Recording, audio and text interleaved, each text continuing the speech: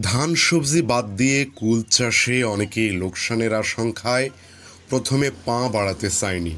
ফলে উপজেলায় শুরুটা করেন কয়েকজন চাষি।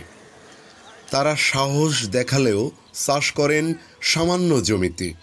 ফলন উঠার পর সবার মুখে হাসি। ফলন দাম দুটোই ভালো। এবার আর বসে থাকা নয়, এগিয়ে এলেন অন্য চাষিরাও। এখন চাষির সংখ্যা শত শত।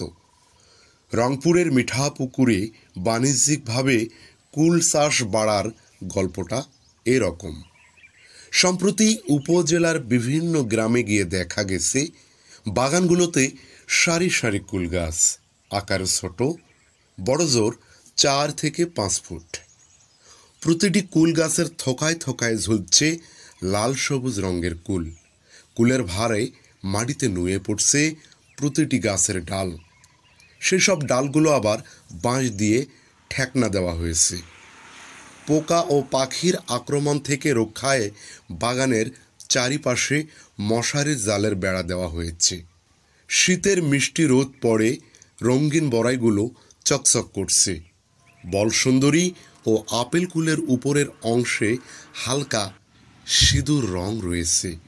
ফলটি আকারে বড়, দেখতে ঠিক আপেলের মতো, খেতেও খুব সুস্বাদু। কৃষি অফিসের তথ্য মতে এ অঞ্চলের মাটি কুল চাষের জন্য উপযোগী। সরকারি পৃষ্ঠপোষকতা পেলে উপজেলা কুল চাষে আরও এগিয়ে যেতে পারবে।